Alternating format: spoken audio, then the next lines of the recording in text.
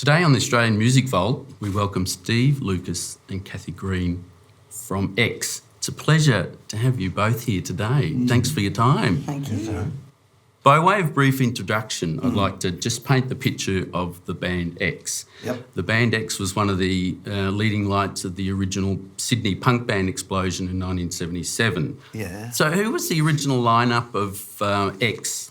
First gig we ever did, we'll call that the original lineup. It was Steve Cafiero, Ian Clare, Ian Ryland and Stephen Lucas, me, who is now Steve Lucas.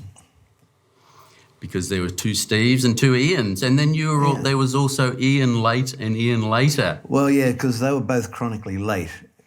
Steve Cafiero was incredibly punctual. I was pretty punctual. Ian Clare was incredibly late. I think even his mother, I think she carried him for an extra 2 months during a pregnancy. That's how late he was. And Ian, so he was definitely Ian later. Ian Ryland was Ian late. He was just habitually late. So how did you come to be involved with the band early in the piece? Because I believe you had already had some fledgling bands with Ian and Jeff Holmes on guitar. Well, it's sort of the contact with the early X. Well, Ian Clare and I were born days apart in the same hospital, so you could say we've known each other since we were born. But lots of things happened in between us finally reconnecting in high school. And we used to knock around a bit. He was trying to figure out how to play guitar. I was trying to figure out how to sing. But ironically, I was the first person to get a guitar and very good at playing the bottom two strings. So I sort of taught Ian the rudimentaries of guitar, and he always used to say, don't sing like that, sing like this because it sounds better. So he taught me how to sing, and that was our relationship. And of course, then we used to hang out at the Balmain, the church hall in Balmain, and there was Jeff Holmes used to be there. Sometimes my cousin Tony Lush would drag in his drum kits. He now lives in Germany. He has a fantastic career as a professional drummer. I don't quite know how you do that, but he does it. There's a guy called Stephen Harris, who's another Fortean who used to come in and play bass. Peter Greenways. There's probably a few other. There was a lot of us that just used to.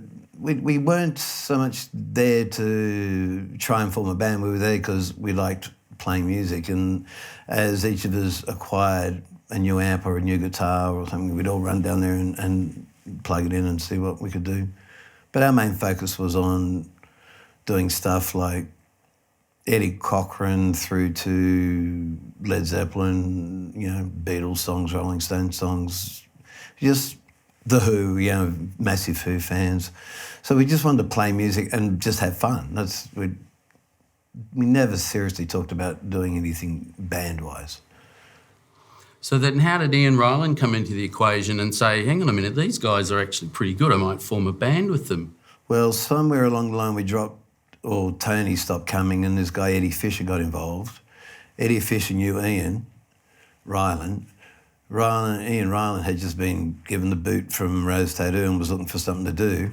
Eddie said, come and check out these guys. And I can see right in front of me now, Ian Ryland walking into that church hall, had his Stephanie, his wife's fur coat on inside out, black sleeveless T-shirt, pair of really skin-tight blue jeans, some black Chinese slippers, eye makeup and red hair. And we were just a bunch of flared hippies looking at him going, what the fuck is this, And then he hauled in this massive bass rig. His bass rig was as big as the PA.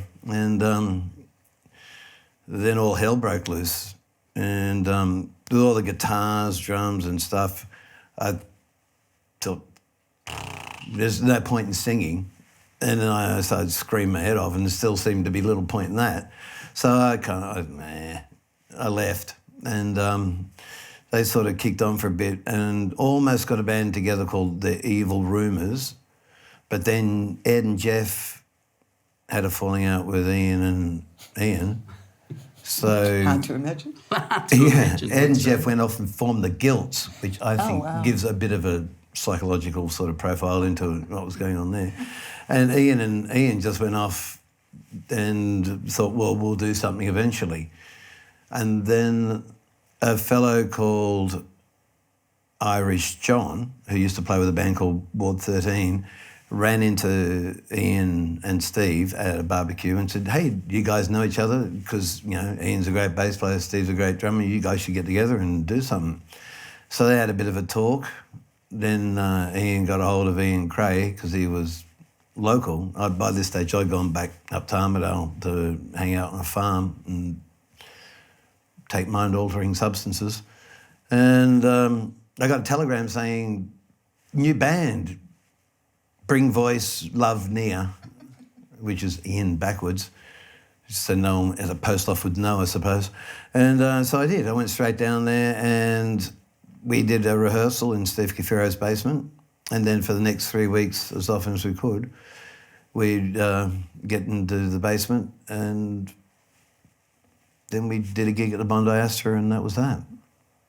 X was born. X was born. And, I mean, in a way, Ian Ryland was already like the real deal. I mean, he'd played in not only Rose Tattoo but Band of Light earlier on. Yeah. Was he any kind of mentor figure for you? I mean, was he imposing to deal with or to work with?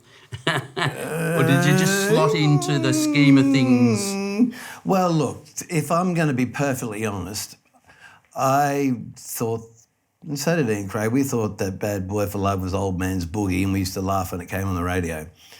We thought it was a bit dated. But Ian didn't play anything like that when he came in to the church hall. That's why Ian left Rose Tattoo as well, isn't it? Well, that's what Ian says why he left. Yeah, but that's what, Mick and Peter and everyone said, no, that's why we got rid of him because you've been on the road with Ian, you know what he can be like.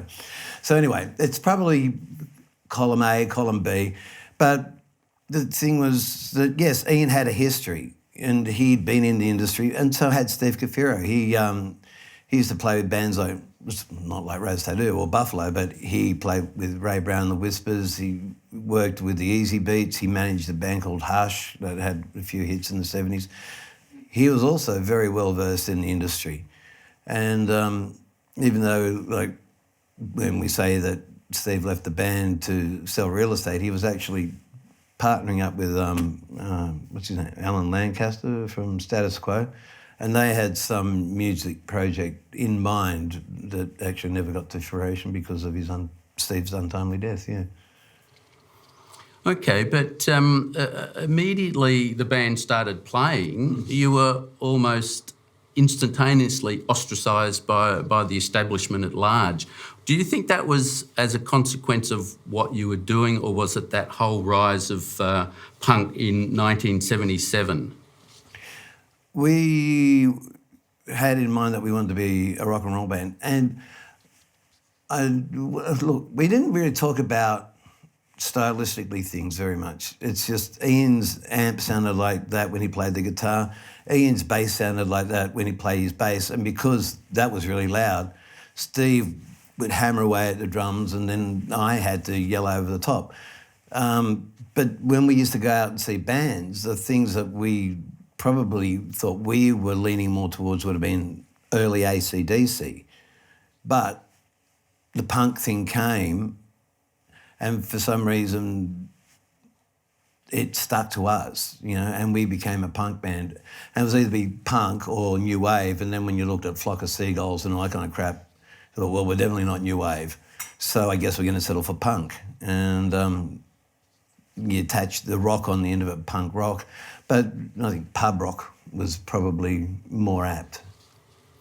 Well, interestingly enough, we talked to Ed Cooper on the Australian Music Vault recently, and he debunked a few myths about the early punk years in the sense that he said the Saints had already left Australia for the UK when that whole punk rock, as in like the evil intentions of aesthetics of punk rock came through, and the mainstream media had got onto the bandwagon, and there was police harassment and all that kind of stuff. So, but X fell into that mould almost instantaneously. The Australian punk scene, it was nothing to do with the European, or English or American punk scene. That was happening over there, like, what's his name, Legs...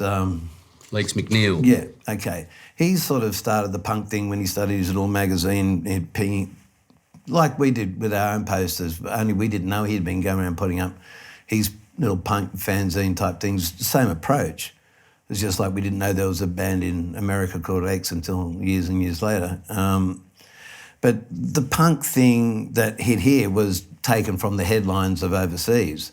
So before the culture had a chance to really evolve in a musical sense, there was already a fashion and political sense that just leapt over the music and then took over. And so, of course, we'd turn up to a gig ready to play 3 or 4 sets, depending on how long we had to play for. And then people would rip seats out of toilets, throw things through windows, smash the place, you know, do everything except burn it down. And then the public would say, well, you're never going to play here again. They blamed X.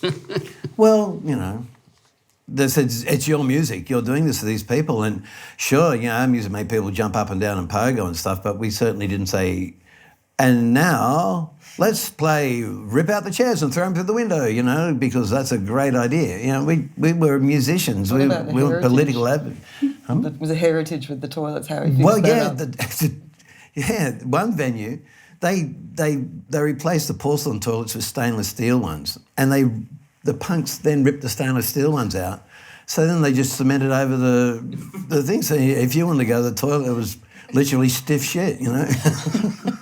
Because he still wanted the band at the heritage. Yeah, right. They just couldn't afford to keep replacing the toilets. Well, quite aside from the frantic reaction of the fans, what was it like playing in X? Because there's classic stories of X the music being so intense, and your way you projected yourself, by the end of the set, you could barely stand up and you were laying on your back singing, trying to hold the whole thing together. Can you paint us a picture of what it would be like at an early X gig from the stage point of view? Part of it was because the amplification was really loud, and in those days there were no PAs in the pubs. So my PA was a 150 watt Leonard Head that I ran through 1 or 2 of Ian's bass speakers with 2 tweeters, which wasn't a real lot when you had to compete to a 400 watt bass head and a couple of 100 watt on guitar. And then Steve Cafiro, who even when he was just soundcheck, people would say, can you take the kick out of the foldback of the PA till we get the balance right? And we haven't mic'd him up yet, you know. So there was a lot to compete with, and stylistically for me there was little choice except to sort of do that barking sort of thing over the top. But also in those days everyone smoked inside, so if you had a couple of 100 people or up to 800 or 900 people, a doctor once told me that I was smoking the equivalent of something like 200 cigarettes a half hour on stage. And it was little wonder that I used to sort of fall over backwards because I was just suffocating from smoke. And also was an undiagnosed asthmatic, which I found out many, many years later. I thought, oh. And everyone thought I was just having a wank, you know.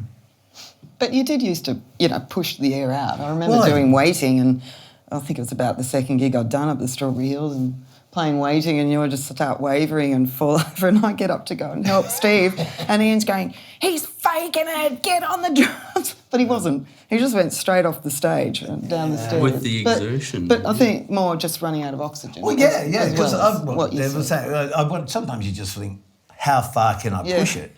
And then...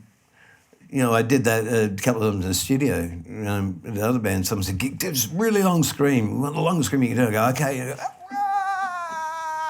And then they go, "Where'd you go?" And I run in and I'll be, and they go, "That went for," and they pull out all this tape and they go, "It's still going, it's still going, it's still going." Yeah, but it was a challenge, and you always wanted to do better, But most of it was just, I was forced to do it because I had no other way of getting myself heard. There's an interview we did on Double J I listened to in 1977. A friend sent me a recording of it. He had on a cassette tape all this time. And Ian Cray and Ian Ryland explained to Kerry Phillips that we had to do these demos. It's not really what X is about because, you know, we had to turn the amps down so they could hear the vocals. But, you know, like we're all about feedback and noise. And I'm sitting there thinking, oh, thanks, guys. You know, like, well, you know, that's real sweet, you know. And then, you know, I've found a way to sort of lyrically, you know, next song, slip in something and go, you know, doesn't matter, you're not going to hear it, you know. But, you know, we had very strange ideas when we were young. Well, interestingly enough, the evolution of the band, there was a number of different lineups, and I guess at this point I can say, Cathy, you joined in 1984. Yeah. Did you have any knowledge of the band prior to that? And what was your feeling about the band? Well, I had gone to see a friend of mine, Mark Seymour from the Hunters. He took me to see them in Sydney. I knew of them prior to that anyway. We used to jump around, you know, getting ready to go out to gigs and stuff, put X on, have a few wines and, you know, get pumped. Loved it. Loved Aspirations straight away. Oh, could have been something else. It was wine. It was wine. Okay. Yeah. You weren't there. No. Well, what are you saying? I misheard. You're on my deaf side. Oh, sorry. That's all right. We should have thought, because that's my better side too. And then, so I went to see them, and it's funny because it was the Strawberry Hills Hotel, and Mark said, got to see this band. And you know when someone's over the top, you're just like, they better be something special. Anyway, I just stood at the back, and I had these shivers going up and down my spine, and I guess later I called it the Shiver of Destiny, because I knew I'd play with them then. I just knew it. I had this feeling, and I loved it. It just you know, just this energy was fantastic. But I didn't start in drumming in that way. You know, I'd never played so sort of, it's not simple, but just with, you know, it's all about feel rather than technique. I mean, there's technique too, don't get me wrong. And there's a lot of technique, but you know, it's not like playing jazz and orchestral things and other things that I'd done and, you know, bent music like with Cough Cough. And so I was quite nervous when I got phoned up and told that they were on the highway and the drummer had left them and, you know, could I please, you know, fill in? And I said no. So who contacted you? Oh, that was Gerard from Premier and Neil Bradbury from Mushroom Records, a white label. And I was working at a recording studio down at Richmond Recorders with Lobby and Bob Nimmo. And they said, we've just heard from X, they're on the road. The drummers left and they're coming down. You'll do it. And I sort of went, no. But Neil's like, you know all the songs? I said, sort of, but I've just never played like that before. Anyway, do you want to hear the beginnings? Keep going. So they said, well, too bad, we've told them you are. And okay, then I have to because I've got that sense of responsibility, over-responsibility. Thanks, Mum.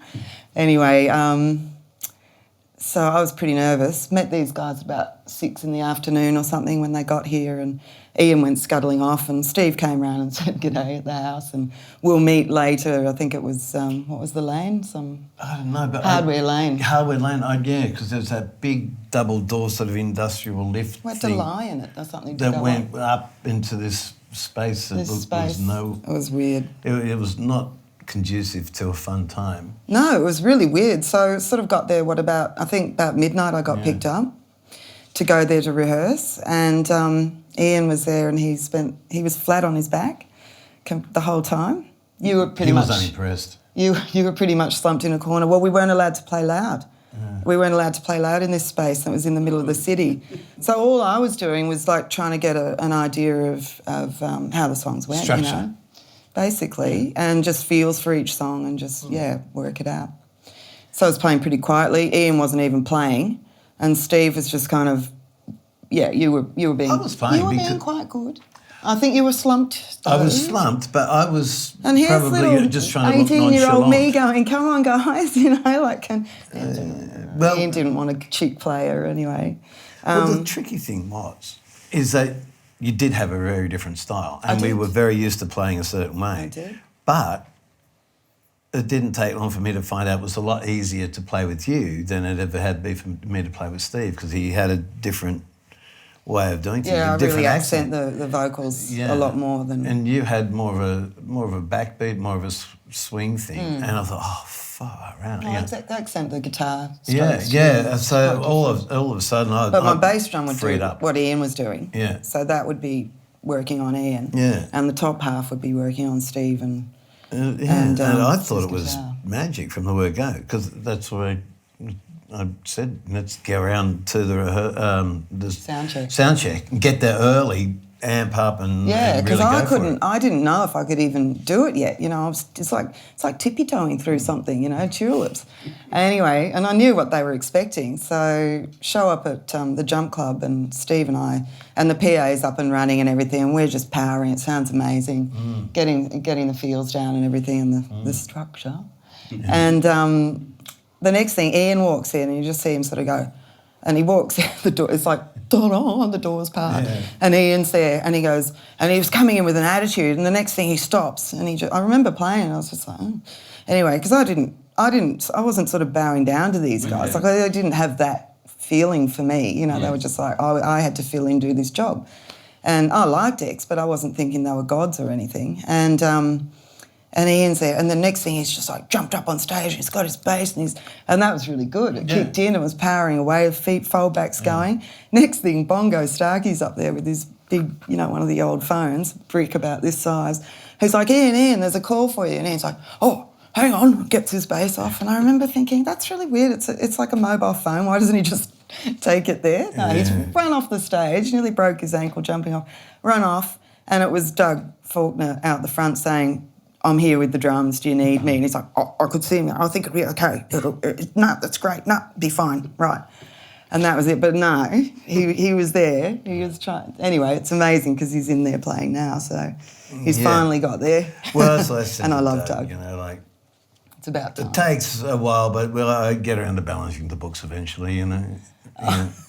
But well, that's a good point. Might jump ahead now because you've just been touring the X-Aspirations 40th anniversary tour. And so yes, Doug gets his chance to play with X. Good. And you've got Kim Volkman on bass. I do want to emphasise a point that Ian, even after that sound check, was still not sure about having a chick in the band. And I said to him, she stays or I leave. And that was when it really became real, because I was prepared to walk if Cathy didn't come into the band. Because, like I said, it was the first time I felt like I could actually play with a drummer and not sort of half die doing it. There was a musicality and a relationship. It was, and later along, well, people used to think Cathy and I were brothers and sisters because we got along so well. And we symbiotic relationship, yeah. So we were like the naughty kids, and Ian was like Dad. He is the grumpy stepfather. Remember that time we were driving around Richmond and there's a sort of Lucas Road, and then we turn around the corner, there's Green Street, and he's like, oh, where's mine? And Cathy goes, over there, it's Hitler Street. And everyone in the car is laughing. He said, there was no lack of love for Ian. There was no lack but of it was love. funny. He was made for that kind of joke. He always set himself up for it. We couldn't help it. Yeah. If he hadn't demanded to have a street, I mean, if he had have waited another minute, it could have been anything. Love Street or something. Love Street, or Base Lane or something. It had to be then and there. I love that. That was so funny. Yeah.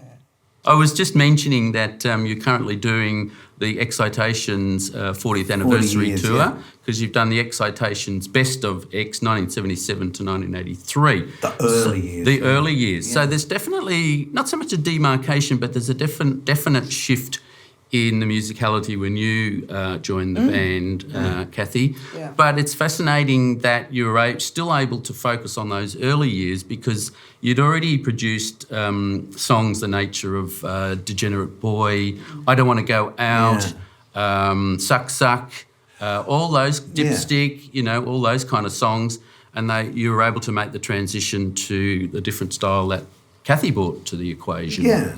Well, it's interesting because, like, if you really listen to the X-Aspirations thing in the demos that we do, and that's on, and the Degenerate Boy that's on the Experts thing, I hadn't got around to writing the last verse yet about sticking Mercedes up your asses and stuff like that, because I hadn't been to the party that made me realise that that's what I wanted to tell someone to do.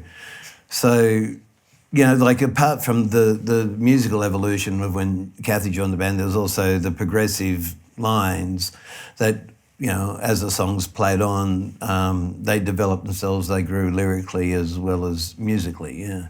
So that's why I wanted to sort of say, this is how it started.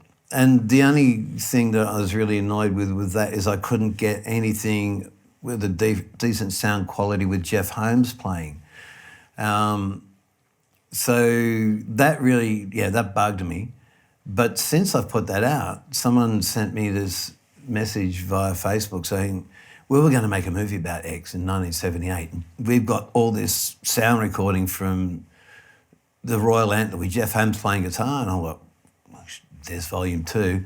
So now I can do X, the early years, volume 2, featuring Jeff Holmes. You know, and then I'm going to dig out some more stuff. Because there's songs that we used to play with Jeff that we never recorded with Cathy. We didn't do on X-Aspirations. We didn't do it with anything else. So, I mean, not only is it another voice as far as the sound goes, but there's previously unreleased archival songs. Some originals, some covers, but, you know, so that opens it up again. And then, you know, then we get to Cathy. Because I've got some wonderful stuff. I'll show you later on. Really nice. Because now I'm doing this, people are sending me all these archival kind of soundtracks and things that they've cloistered away for all these years. Right. I love the archival side of things as well, because there was also the Experts, the 1977 demos release a few years ago as well. So we've got a bit of a theme here, actually. You've got the Excitations, the Experts, and X-Aspirations. and a couple of songs from the Hate City EP. So it is a best of that kind of thing. It featured Ian Cray not only as a guitarist but as a budding songwriter.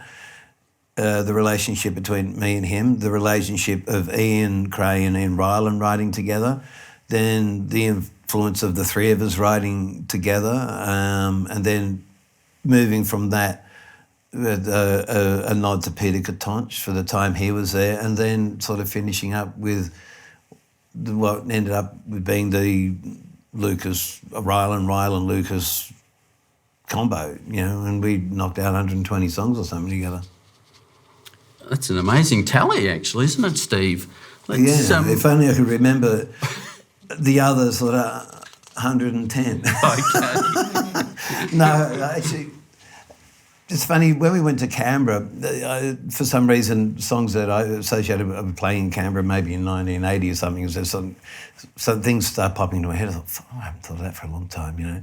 Can remember riffs, choruses, words and stuff, so, you know, maybe they'll see the light of day again. Well, can we talk about the recording the albums? Because it doesn't seem like you actually deliberated over recording your albums. Perhaps, maybe you did a bit later on when Cathy came to record the second album. But the first album, X-Aspirations, I believe you went into the studio with Lobby Loyde with the idea, you might put a couple of tracks down for a single, and then you walk out 5 hours later and you've got the album recorded. Yeah. Can you tell us that process? You just did. Because Experts was what X-Aspirations. Experts was, I was with a 4-track sort of trying to demo out songs, and then Ian Cray died, and we thought, fuck that, you know. So that went under someone's bed, and then we were rehearsing. By then Jeff had come and gone, Peter Katonch had come and gone, and it was X 3-piece, and then Lobby walked into Day Street and goes, this is awesome. I've just come back from London. This is on the money, you know, like, got to go straight into the studio now. And so we did. And the idea was to make a single. And he said, so play everything that you can play, which was at that stage about 14 songs, because I was only just starting to learn how to play real guitar. And Charles Fisher, the engineer, goes, not a single here at all, not a single amongst it. And Lobby's like, you're right. it's an album. It's a concept. And we just got to run it from first song to last song, you know, so that, you know, Batman, all the strings on my guitar are breaking, shredding and stuff. All the incidental laughs, the miscues, the fact that we sung Suck out of time because we came in early when we were singing together. It's just everything that went wrong, Lobby insisted leaving in. And I thought, well, at least he'll let me double track the guitars. Nope. At least he'll let me think, no. And he goes, but I will do this. And he put a chorus on, I Don't Want to Go Out. And that was the production. And according to Debbie Lloyd's diary, it took 3.5 hours. And then we went and had falafels and beer and went to a Rose Tattoo gig. Could you tell us who Lobby was and how he featured in your career and life? Well, Lobby Loyde was as much of a legend as anyone else as far as Australia goes. You know, he played with Billy Thorpe. He had the coloured balls, purple hearts. You know, Lobby Loyde was. He's one of the funniest people that you'd ever hope to meet. He had a wicked sense of humour, and he had this way of just fixing you with one of his eyes that would reduce you to tears without saying anything at all. But you could just imagine what was going on in his head, and all of it was obscenely funny. Do you remember when we're trying to do the oohs and the BVs in at Richmond Recorders? Yeah. Ian and I were rolling around on the floor weeping, you know, with laughter. He wasn't really saying much at all. No. It was the way he didn't say things as much as the way he said things. But you could go to a dinner party with Lobby and he'd talk about, you know, anything from Rousseau to, you know, politics to, you know, whatever, literature, whatever he happened to be reading at the time. Huge intellect, you know, as well as vast musical tastes and experience. You know, he's a very charismatic man. Looked like a pirate. Bit, really. Kind of remind me of the guy that used to play Long John Silver. What's his name? Can't think of some English guy. But Lobby would have been great. If he'd have been an actor, he would have been great as Long John Silver.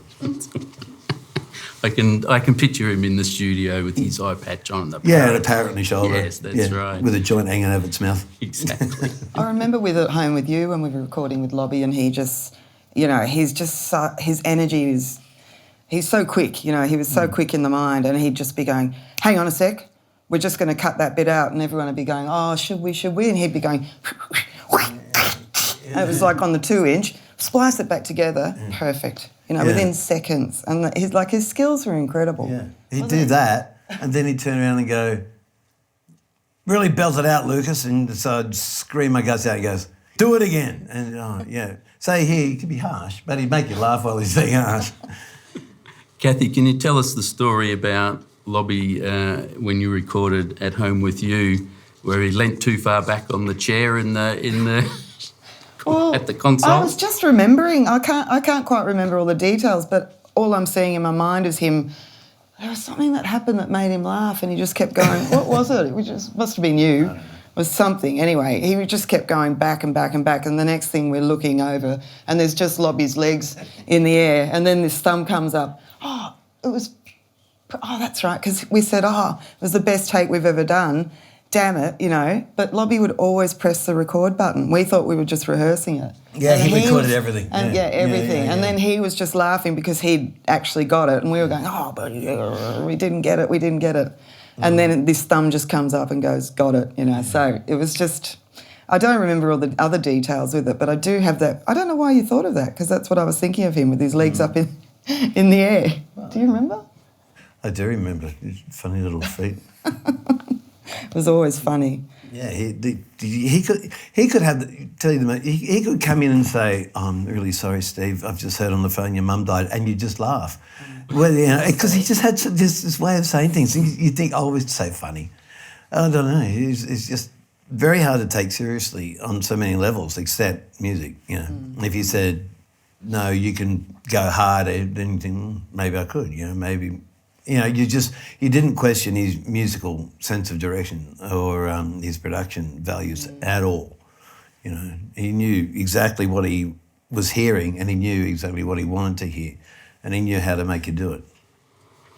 Well, interestingly enough, At Home With You almost has a sophistication about it in a way, but the songs are there and Lobby's recording quality is there. But you were trying different things. I mean, you had horns on some tracks. Yeah. Yeah. What else were you trying to achieve with that recording? I think we were just getting to know each other, really, weren't we? Yeah, I mean, we were staying at the Prince of Wales. We just had a room there. Yeah. We took all the wheels off the beds. Because there was an argument like, oh, there's one double bed and there's three of us. And it was like, so we just pull the mattress off and unscrew all the legs and we put The both whole room was a Yeah, mattress. so we just made the room into a bed, threw all the things on and said, now we're all equal, Yeah. you know. So, and all our friends, and you just sort of squeeze the door open, and the poor guys that were coming to do the rooms were like, don't worry about it. It's come in all right."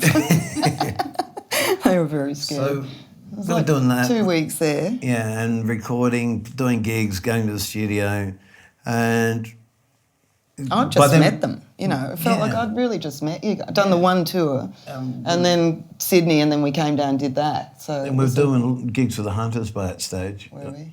Because because they came and did some horns on them. Because they said, oh, you do these couple of songs, and we just love to put horns on them. So that was a big step. But the other thing that made At Home With You different was getting Don't Cry No Tears on, which, you know, was Kath's idea because... Brilliant song. Yeah, well, thanks for saying so, but the reason it got on was because Tony had disappeared, the engineer, and while we were sitting around waiting... That's Tony Cohen. Tony Cohen, yes. Wondering what to do. Kathy goes, why don't you just do that really nice song that you wrote, you know, about the tears or something? And I'm like, really? And so, yeah, okay. So we took some mics in and played it on the 12-string, threw electric guitar over it, and then Jeremy from the Hunters and Collectors walked in and said, can I play French horn on that? And it was like, yeah, please, you know, I mean, do whatever you want. And then everyone just said, well, that's all you need, because I thought that somehow drums and bass would work its way in, but no, everyone just said, no, that's it. And I think that's what, you know, you've mentioned the sort of a sophistication, a jazz element. And, you know, I always thought that existed in X-Aspirations. Definitely was obvious in some of it At Home With You. But the thing I'm finding now, that when I'm doing gigs and we've got young bands, you know, that in their 20s, mid-20s, 30s, they're going, we don't see those albums as punk bands. We see them as like avant-garde jazz, played with an attitude that had just never been played with before. And, you know, now when I go home and listen to them, I think, yeah, that is swing. That is really more jazz, especially some of Ian's bass lines. You know, and the drumming, the percussive style with the swing with Kath and Steve Cafiro's own different syncopated feels. It's like, yeah, no wonder people liked it. But, you know, when you're doing it at the time, you think, it's just one of our records. But At Home With You... We hear it a lot, over and over and over. Yeah, so it's hard to get objective, you know. Again. yeah, that's great, you know. But At Home With You did stay in the top 20 of the independent charts for 28, 29 months running. Did it? Yeah. It was a record in its time. Now it's a CD. Yeah. So, yeah, it was one of those records that everyone seemed to have in the house. And apparently we sold tens of thousands of them. Mm-hmm. Well, by that stage, Melbourne had basically embraced you as like conquering heroes. So I guess Sydney had almost given up on X. They didn't represent the Sydney X anymore. You were a Melbourne band by that stage, and I guess Melbourne had a bit more of an arty kind of approach, maybe. Had we moved down by then? No. There's still people that refer to X as Sydney X and Melbourne X, almost the way they differentiate between the LAX, which I think is really odd, you know, but the songs are the same, the motivation behind them is the same, but yeah, there are some people that insist X was really born in Melbourne when Cathy came to the band, and, you know, it was definitely a new X, had a different feel. But we lived in Sydney. Yeah. For ages. And then you moved us down here. Yeah, I moved down here because Amanda. Because of Amanda, yes. I fell in love. Which was good. We all wanted to have a change. And like a lot of the clubs were closing, the pubs and everything, and Sydney was changing so much because all the pokie machines came in and everything died. So Yeah. Melbourne had the venues and the places to play, and it was a much better perspective, wasn't it? Yeah. So we kind of played tag for a while. I'd live in Melbourne and Ian and Catherine in Sydney, and then they'd come down to Melbourne and then I'd go up to Sydney. And we sort of did that for a while before we really all located. Yeah, because we had to bring all the kids and... Everything down. Well, everyone's different extended But families and exactly. stuff. X was never a simple proposition. A three-piece band with a massive, massive, massive extended family. Extended family, that's right. Well, of course, when you and Ian were partners, that might have changed the dynamic perhaps a little bit? Just a tad.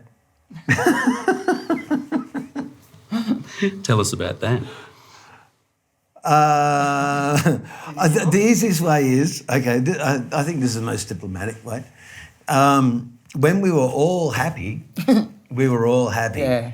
If Ian and Cathy weren't happy, then I, depending on who was around, was a lot more popular than I was when they were happy. So suddenly I'd have an extra best friend or two. Trios are really interesting though, because there's always 2 and 1, 2 and 1, 2 and 1, and it swaps. And, you know, with Ian and I being together, it didn't necessarily mean Steve was on the outside all the time, because Ian and I... Well, I had my own relationships anyway, but it would, But, I could tell if Cathy had the shits with Ian because she'd be my friend, and I could tell if Ian had the shits with Cathy because he'd be my friend, like the old days, you know. You'd sense a change, you know. But, you know, long before you guys got together, because we were really close, like I said, brothers and sisters. You know, we'd be the idiot ones that would go out on tour and buy roller skates and mortar pistols and then turn up to a sound check on roller skates and mortar pistols and have fights, you know. And then it's like, that's not rock and roll, you know.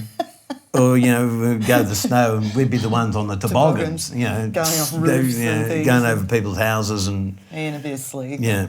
With chalet. Yeah. So it was an interesting dynamic, you know. There was a lot of levels to it, you know. It was a lot better when we weren't together, Ian and I, but, you know, we did have that time together. Steve, would you like to tell us, you and Cathy were teaming up to do... Ballroom dancing, yes. Dancing with the stars. See, we were talking before about the personal dynamics of X, okay. Now, you got your rehearsal room kind of crap, which sometimes was a lot of fun and sometimes you just want to kill each other. And then there's the on-stage thing, which is pretty much the same as rehearsals. You'd have a lot of fun or you'd want to kill each other.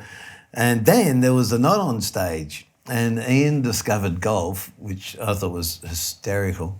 It was the clothing. That's what drew him to golf. He just wanted to wear that silly hat and have the pants and... everything. But he did take it very seriously. He did, and he was very good, actually, on a good day. I mean, as good as a golfer can be. He and Ficini playing golf together, I've never seen two people cheat so much in my life. I went along one day and I just laughed myself stupid watching them fudging and cheating and stuff. But anyway, so Ian took up golf, and by that stage I was going out with Amanda, who was an art student in RMIT. So Cathy and I had nothing to do. And I think it was your idea, wasn't it? Yeah. Cathy goes, let's do ballroom dancing. And I'm like, are you kidding? I don't have 2 left feet, I've got 3 left feet. You know? And then we get in this... We'd meet up at the what, Duke of Wellington, Duke of Windsor. No, Windsor. Wellington. Wellington, Windsor. Whatever. Yeah. And have a few Prime warm-up ourselves drinks. For the lesson. Yeah. But it was hysterical because I really... My parents were both ballroom dancers. They were golden slipper winner types. And I can't dance for shit. You know? You were all right. And so Cathy ended up naturally taking the lead. And so he's going, the woman's not supposed to lead. And I'm going, but it feels, better this way. Right. And, and so we were doing, was it sort of two-step jives and... foxtrot. But we like the rock and roll dancing. But he had to take us by ourselves because when we got going, we'd fly around the whole studio like a roller derby, We'd walk in and they'd go, clear the floor. It was like we were royalty, but it wasn't that at all. And he wanted us to go for it, didn't he? Yeah. We had a gift, but by that stage, I think Ian and Amanda were both thinking, what's going on? Going on with all this ballroom dancing thing? What are they doing? They seem to be very happy.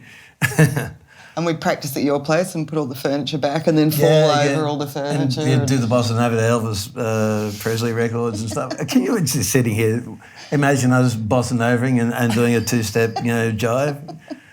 It was a lot of fun. It was funny. We always had fun. We always did. We had a natural gift for having fun. Mm-hmm. That's why I wanted to do it with him today. So because it's always fun.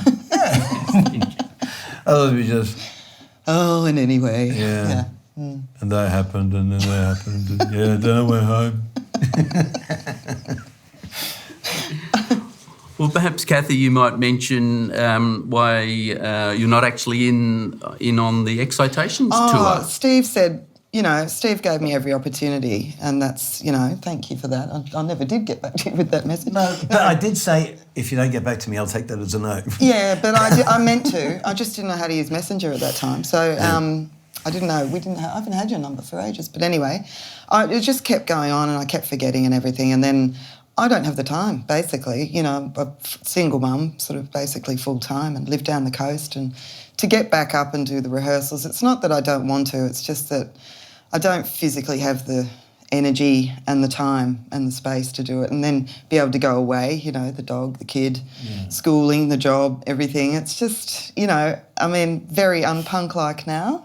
But things just have to be a bit ordered right now while my kid's just in school. And you do, because my priority is that at the moment. So you've been through that. Yeah, I went through that with Madeline. And when playing. Cathy said, I want to be focusing on being a mum, I knew that for the next 10, 12, 13, 14 years, exactly what Cathy would be doing because I'd done it myself.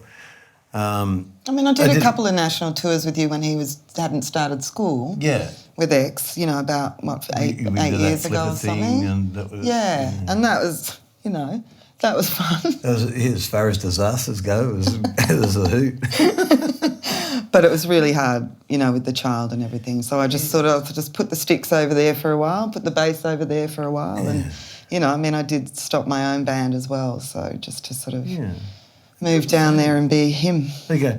Why don't you just hassle her? Why don't you just have something? Because she told me she wants to be a mum and focus on being a mum. And I respect that. But it's not that people can't do both. It's just that I'm not up in town and I don't have family support and I don't have, those things. So you have to... But even if you do have them, it's still not easy. Yeah, I know, because I did it. Yeah, I want to be there. Yeah, you do, because you never get those years back. You don't, and he's 13 now. It just feels like yesterday he was born, Okay.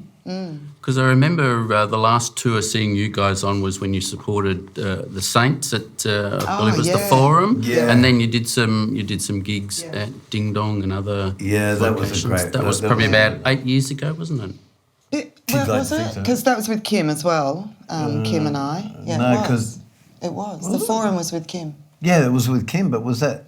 The Flipper tour was with Kim as well. Because I went to America in 2010 with Billy and Kim. So was that after or before that? Well, we did... No, that was before you went to America. So it would have been 2008. No. But it was Kevin that came to Perth. Yeah. And stuff with us. So that was Flipper. Yeah, you don't want to talk about that. God.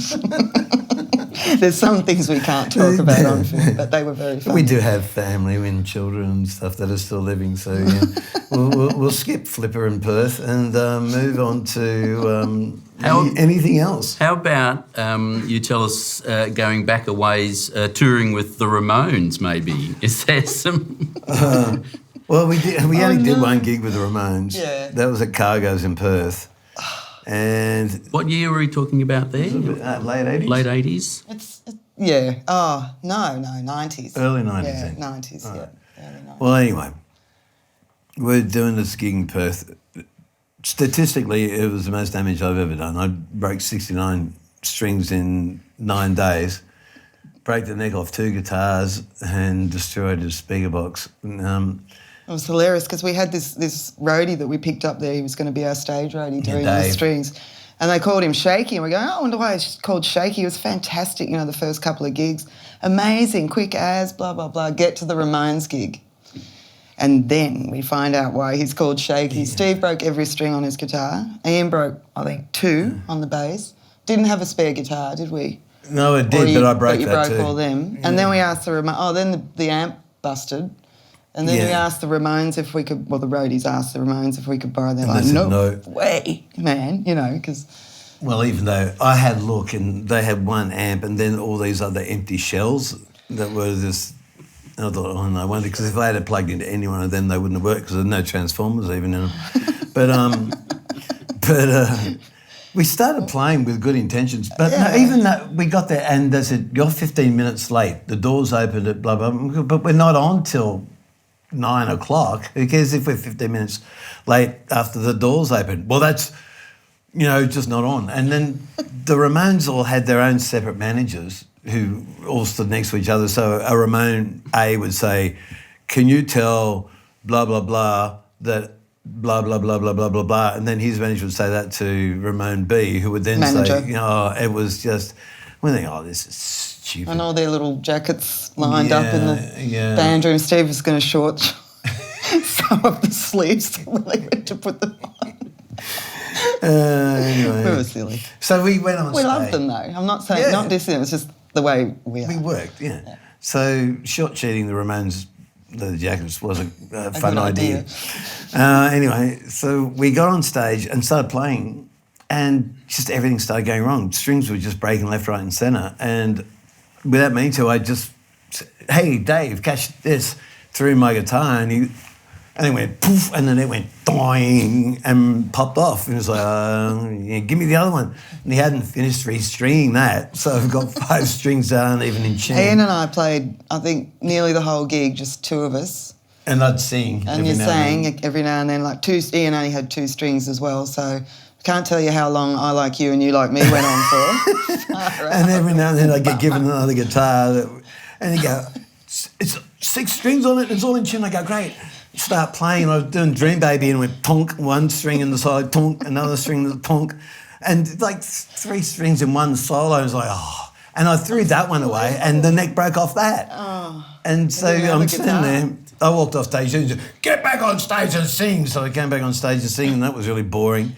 So then I picked up my speaker box and just body slammed it into the middle of the stage and just pancaked it. Then I picked up my amp head and Cathy's, no, not the amp head. Not the amp head, no. So I put that down and...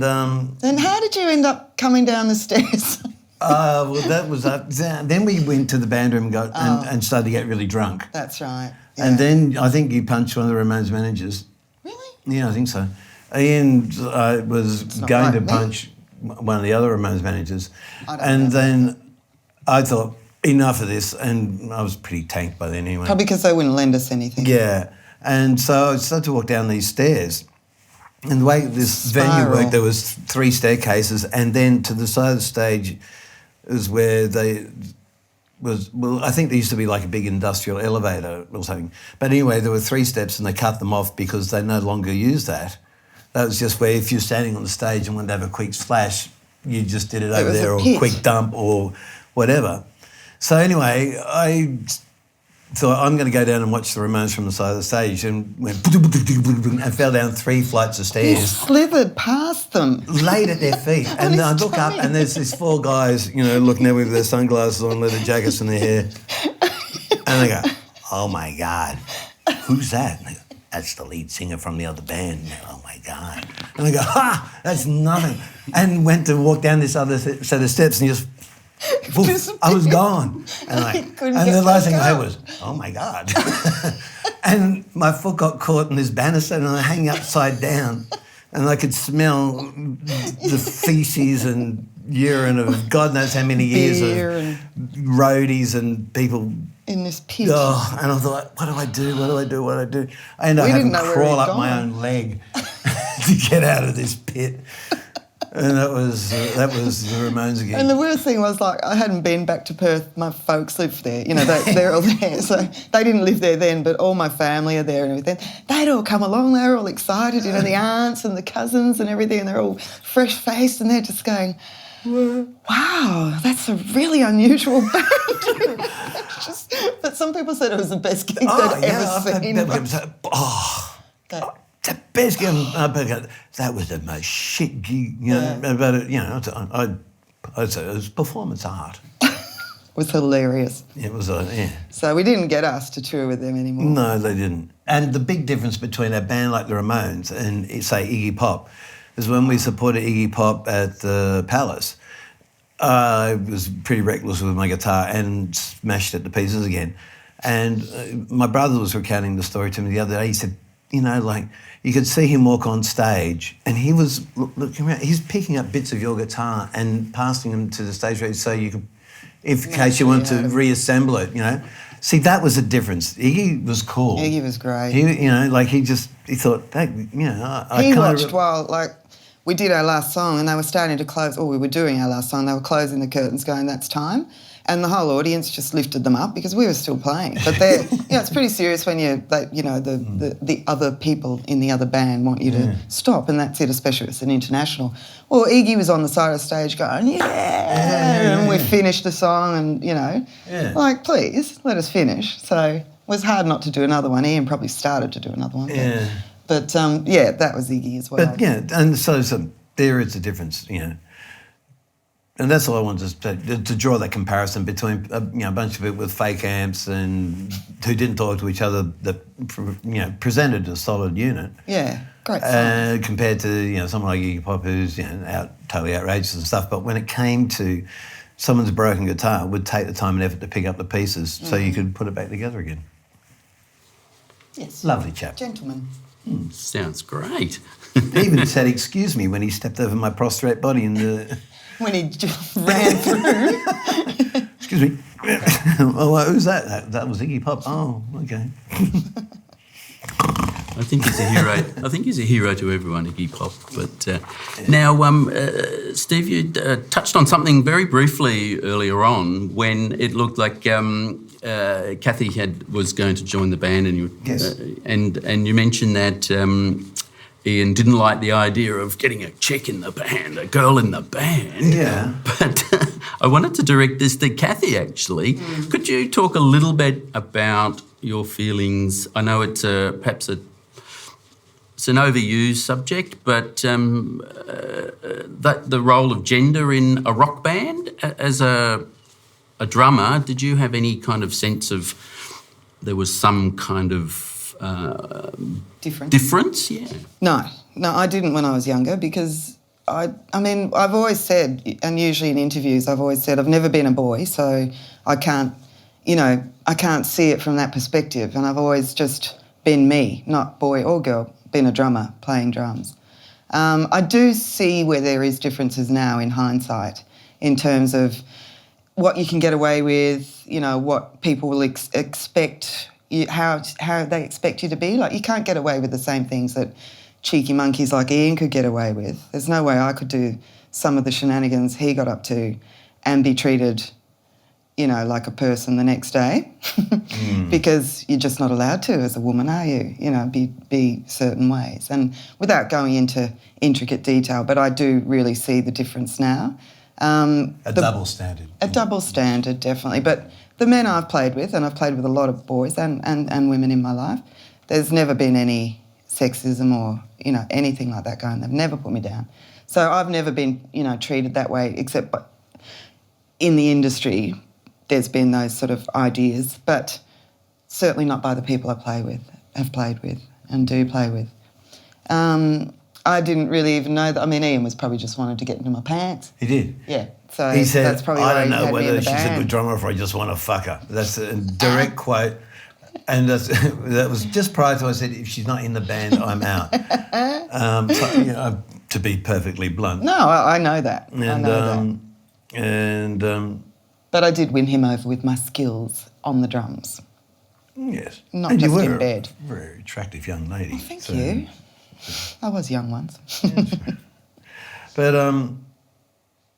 Yeah, it's just so- the only time I ever noticed the slight hesitance where sexuality entered it was that time that you had that really strong tiger balm on your back, and then you were playing and it sweated and it started to... The lights came on. The roadies Yeah. had set these lights up right Yeah. behind my back. So it And Mum- wasn't just like tiger balm, it was like it was intense, this intense... Fiery jacks. Yeah. We were in Canberra and we were having dinner at Mum's, and I go, I've got this back, and she's like, I've got this stuff. Puts it on my lower back. And I go, great, that's fantastic. It was a bit hot to start with. A couple of hours later, forgotten all about it, on stage. The lights hit, it's just like having those, those lights that they use, and it was... Just like you just shoved a whole handful of habanero cherries down your pants. It was unbelievable. And Mum's standing beside the stage. I think that was with The Damned or something, wasn't it? Anyway, I've just gone, to Little John. To Little John, our roadie, and I'm going, just bring me the jug of water. And he's going, what? Because usually it'd be a scotch or something. He's like, what? Water? Jug of water, ice water. Yeah, just go, pour it down my pants, pour it down my pants. And Down he's the like, back? And you go, what? I can't pour water down your pants. And my mum's on stage. Is that part of the show? She thought it was just too outrageous. Mum, that was your fault, That was pretty funny, though. Oh, my God. Well, John, he was running around for months. I had to pour this water down because the pants were on fire, But it was about the only time it really sort of crept in. But was I a bit creepy? Well, it probably would have been worse if I had said, "Hey, John, I've got tiger balm all on my nuts. Can you wipe it off?" But that would probably been even more awkward. But he was shy. He was shy. Yes. Yeah, he was a bit. It was a bit, especially with my mum standing there. Well, yeah, he didn't want your mum to be watching him sort of pull the back of your pants down and pour ice water down. I think Ian liked it though. Oh yeah, well, yeah.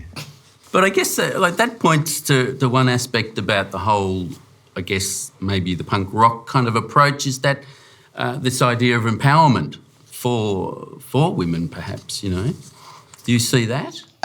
I wasn't trying to empower anyone. I was just playing because I loved playing. And I didn't see myself as a girl playing. I saw myself as a person playing drums, a drummer, especially in those times. And people go, you're fantastic for a girl. And I just didn't like being told that much. I'd graciously say thank you, but because I didn't think of myself as a girl first, I just never did. Still probably don't. They could have just said, you're a great drummer. The for a girl bit, Sort of there was never unnecessary. any... it's a redundant thing. So, I didn't know what to say Cathy was a great drummer for a girl. I just said Cathy was a great drummer. Yeah, I didn't say, Steve, you're a great singer for a boy. Yeah. So what's that got to do with anything? So I never felt... Why didn't you? I never felt that was anything to do with anything. So it's only other people that think those things, and I just don't have time for that really. But Lindy was around, Lindy Morrison and Clare from Clare Moore. so there was women out there doing it. I didn't sort of go, wow, it's great, there's women. It was just like, oh great, you're a good drummer. It's really nice to meet you. Same as I would with Ashley Davies or any other drummer that I meet. Yeah. That's interesting you mentioned Clare Moore because she basically said exactly the same thing last week at the Y Punk Forum. She was asked that question and she said, oh, it's such a, it doesn't, I'm just a drummer, Yeah, and it's like it's the stigma of other people, not mine. So I never went out there going, I hope I play well for a girl tonight.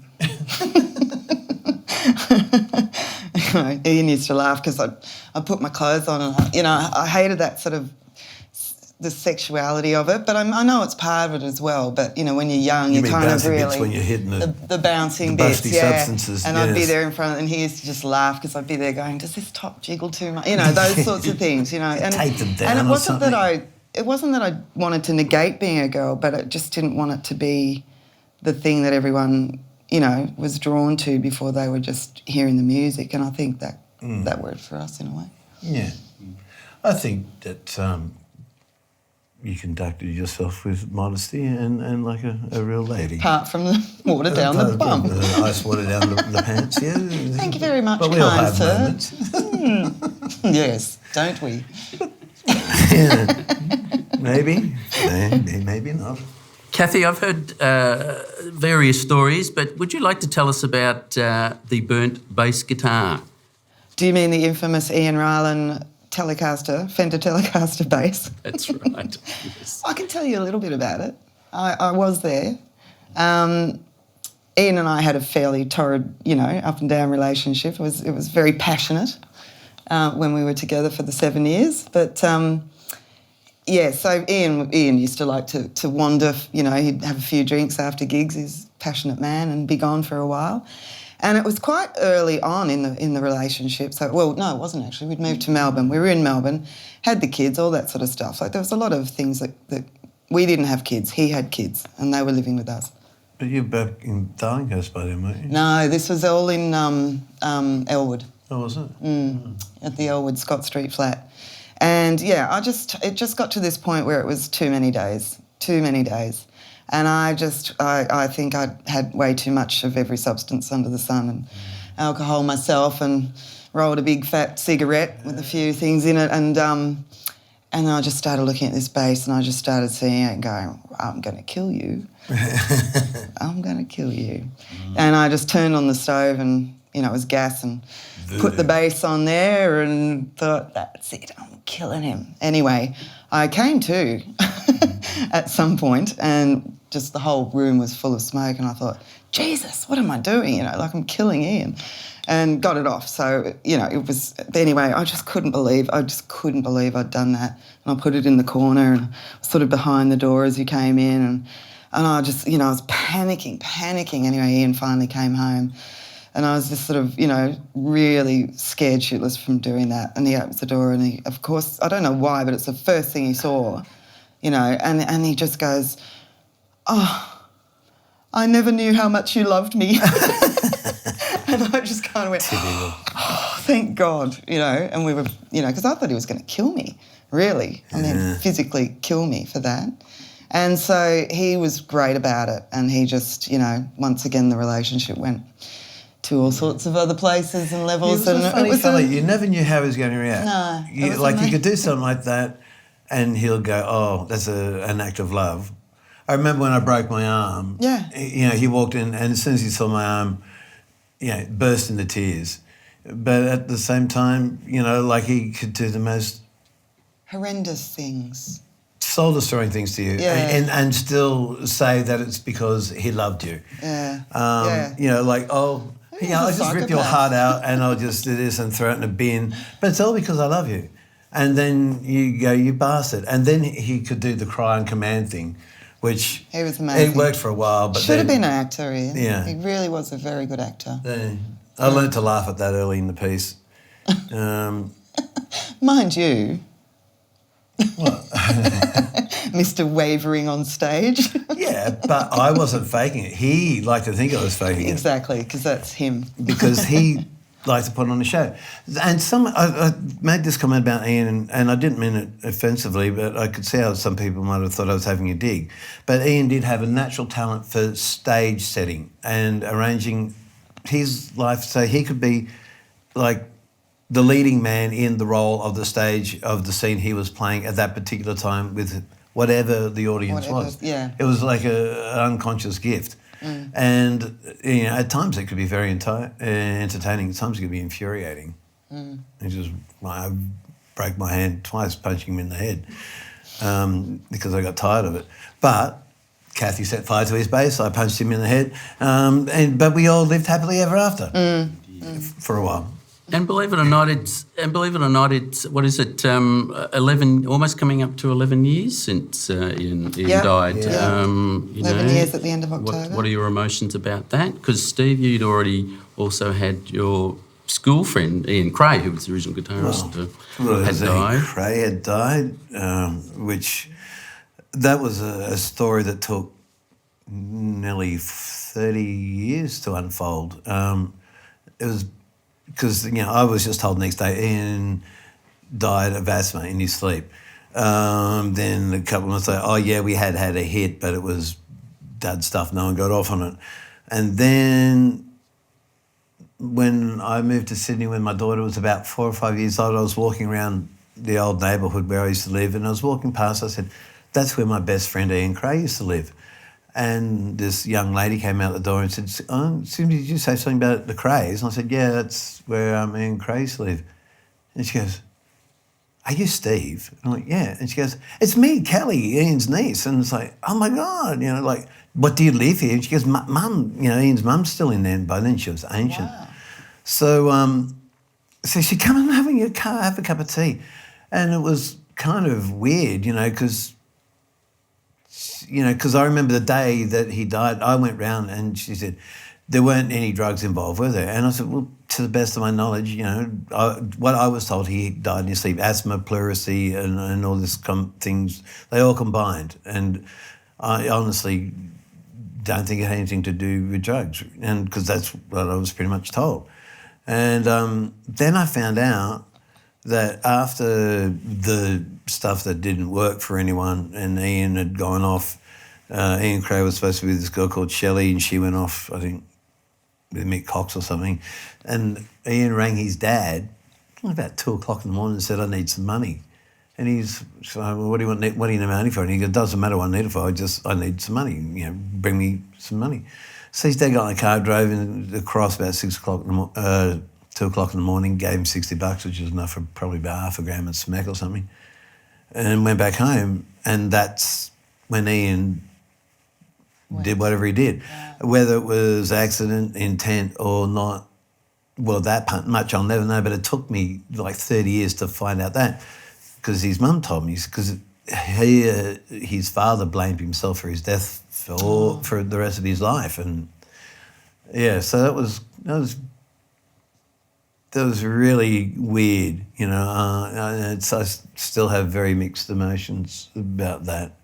And then we had Steve Kafira with that horrible, the freak allergic thing to the dye in his spine, and went into a coma and died 3 days later. And his kids were at the gig in Sydney. I know. Brilliant. Yeah, Brilliant. It was so beautiful to see them all again. Little Steve. So there was that. And then there was Mick Cox and Peter Wells, and Lobby died, Bob Nimmo died. Just about everyone that was close to the band died. And then Ian died, It was like... I wrote out a will. After that, there's not many people left, I'm here. But it was hard. Yeah, it's been hard. It's heartbreaking, really heartbreaking. It's not like it came out of the blue with everyone else. You sort of had... You had time, at least with him, you had time to adjust. Because Ian Crow, bang, we did a gig. It was the best gig we'd done to date. We were going to be huge after that. Next morning, oh, sorry, your guitar player's dead. It took me 6 months before I actually cried over it, because I just could not believe process it. So Ian Ryland died as a result of cancer. Cancer, yeah. So it was an ongoing. Yeah, so with you Ian knew it was going to happen. But that was hard. I went through it with Ian. Steve, you were still in Sydney, I think, but we were playing up until, a couple of weeks before he died. I remember the last rehearsal, and he just hung up his guitar, down at Bakehouse. He said, I haven't got the breath, and he had to lie down. We were in the Elvis room, and they were just beautiful there. And I knew that. It was only a couple of weeks later.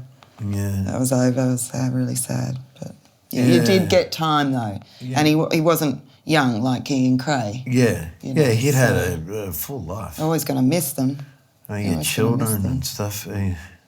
But yeah, that night we did the benefit. I went up and, I laid in bed with him for an hour and a half, just talking to him about stuff between us, and saying, remember when that happened, that was nothing. It means nothing. The only thing that matters was, the good stuff, Yeah, good. So I had a nice time. Good. Everyone left me alone. It was just me and Ian. Greg Sawyers came in the end. You still all right here? And I'm going, if the kids want to come back in, or, we've made our peace, and, I'm ready to let go.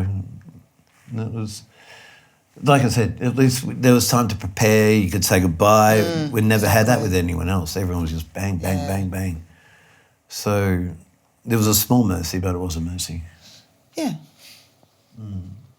Steve, was the iconography of X as a band. There's the classic X on the newspaper, big red X on the newspaper for your gig posters. Can you talk a little bit about the need of items or an archive of X material, perhaps? God, if I had one of those original posters from 1977, it'd be worth a fortune. But there used to be, in one of the houses we used to share, there was a guy called Graham Thistlethwaite, and he used to religiously read the broadsheets. And so there'd be piles of them laying around, and one day Ryan just thought, it's as big as a poster, you put a red X there, gig there. Then there's a ta-da, the light bulb went bing. So, it was pretty much Ian Rowland and I, we'd paint the posters, then we'd sit around in the kitchen, flour and water and boiling it up on a pot stove, throwing in a bit of sugar, sit around, wait till it got clear, and so we had this big bucket of glue, a big pile of posters, and then Ian Crowe would get in, drive both Ians took turns of driving, sort of pull up to a wall, anyone looking, pop the boot open, slosh, glue up all the posters, close it all up, and run away again. Hit telegraph poles, look for poster walls. We mainly were very respectful of other people's posters, but every now and then, if there's someone we really hated, it would right in the middle of it, like, eh. Yeah, but it had a wonderful feel because when we're trying to think of the name for the band, like Ian Ryland really wanted something with X in it because he liked the sound of X-ray specs and all those kind of clever X word bands, And Ian Crowe said, "Why don't we just call it X?" We go, "That's not a name." He goes, "It's like Lobby with, it's not a single, it's an album." And he goes, "You're right, it's not a name, it's a symbol." And I was like, yeah. And so, and then from that on, and it was like, like the fish symbol for Christians. It was like other, things that people, like hobo signs, this is a friendly house, this is, work here, if, for food.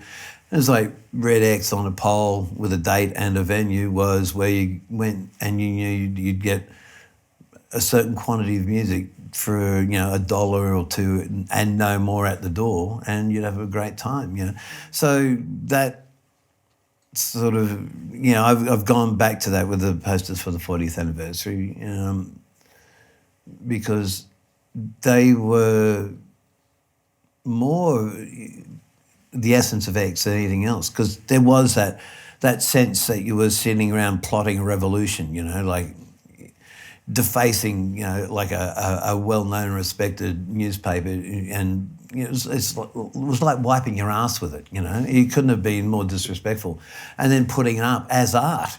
It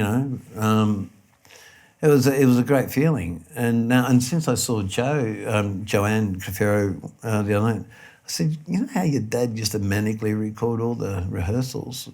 She said, yeah. I said, I don't suppose you've got a box of all those cassettes I might be able to borrow one day? And so again, I'm trying to collect everything. So the more vocal I get about it and the more I talk about it on social media, the more things are starting to find their way to me, so I can eventually find a home, give it to the National Sound Archive. I used to make a point of everything that we did at one stage of giving a copy to the Sound Archive. They've got a bit slack over the years, I must admit. Put down to old age. Well, thank you so much, Steve and Cathy. It's been an absolute pleasure talking to you today for the Australian Music Vault. Thanks, Ian. Thank you for having us. Yeah.